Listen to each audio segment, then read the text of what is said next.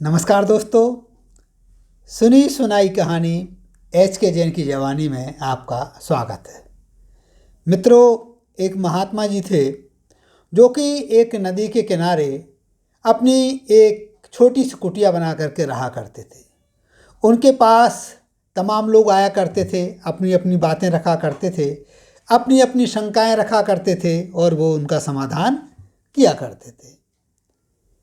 इसी प्रकार एक दिन एक युवक पहुंचता है, महात्मा जी के चरणों को छूता है और कहता है कि हे गुरु जी, मैं अपनी ज़िंदगी से बहुत परेशान हूँ, मुझे कुछ ऐसा ज्ञान दीजिए, कुछ ऐसा उपदेश दीजिए जिससे मेरे जीवन में सुख और शांति आ जाए।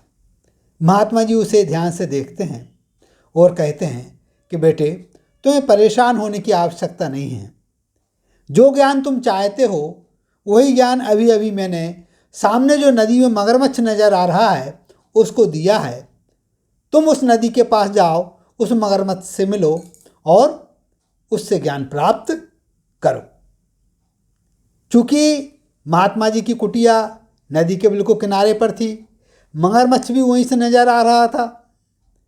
वह युवक उस मगरमच्छ के पास पहुंचता है, अपनी सारी बात उस मगरमच्छ को बताता है और मगरमच्छ से वो युवक निवेदन करता है कि आप मुझे ऐसा ज्ञान दें जिससे कि मेरे जीवन में सुख शांति अच्छी तरह से आ जाए। मगरमच्छ उस युवक की बात को सुनता है और कहता है कि ठीक है, आप जो भी चाह रहे हैं वो आपके जीवन में आ जाएगा, लेकिन आपको मेरा एक काम करना होगा। वो युवक कहता है, बताइए मुझे क्या काम करना होगा। मगरमच्छ कहता है कि मुझे बहुत ज़ोर से प्यास लगी हुई है, आप मुझे एक लोटा जल ला करके दे दीजिए जिससे मैं पानी पी लूँ और मैं तृप्त हो जाऊँ। मगरमच्छ की इस बात को सुनकर के वह युवक हंस देता है, ठहाका मारने लगता है कि अरे आप कैसी बात कर रहे हैं, ये तो कैसी मूर्खता भरी बात है। आप नदी के अंदर रहने वाले जीव हैं, नदी के अंदर रह रहे हैं और कह रहे हैं कि आपको प्यास लगी हुई है। ये बात तो मेरी समझ में नहीं आ रही है। मगरमच्छ कहता है, आप बिल्कुल सही बात कह रहे हैं। जिस तरह आपने मेरी बात को पकड़ा कि मैं नदी में रह कर के प्यासा कैसे रह सकता हूँ, क्योंकि मैं तो पानी के बीच में ही रह रहा हूँ, उसी प्रकार आपको अपनी बातों को भी पकड़ना होगा। वो युवक कहता है कि महात्मा जी, किस प्रकार की?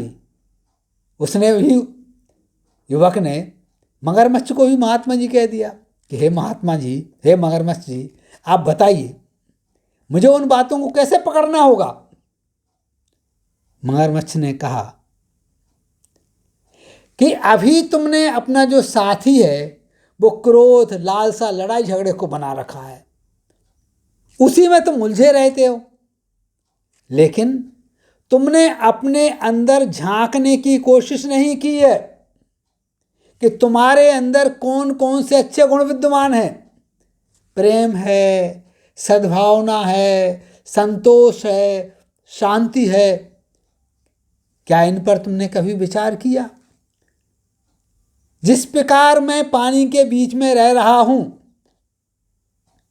उसी प्रकार इन गुणों का फैलाव भी तुम्हारे चारों तरफ है, उनको तुम नहीं समझ पा रहे हो। वह युवक सारी बात को समझ जाता है और प्रणाम करके वहाँ से चल देता है और कहता है कि मैं ज़रूर इन पर चिंतन मनन करूँगा। वह युवक घर पहुँचता है, मगरमच्छ द्वारा कही गई बातों पर चिंतन करता है, मनन करता है और उसे ये लगता है कि जो बात कही गई है वो वास्तव में सत्य है।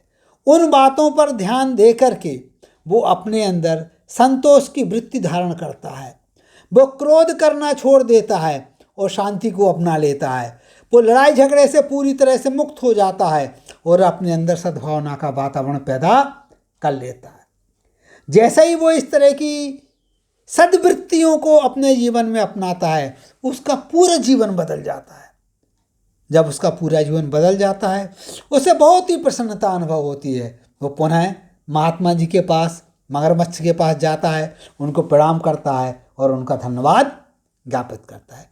साथियों, हमें भी यदि प्रसन्न रहना है, हमें भी यदि सुख रहना है, तो हमारे लिए भी अपने अंदर के सद्गुणों को जागृत करना होगा। और यदि हम ऐसा करते हैं तो सुख और समृद्धि और शांति हमारे जीवन में पूरी तरह से आएगी। नमस्कार, जय हिंद, जय भारत।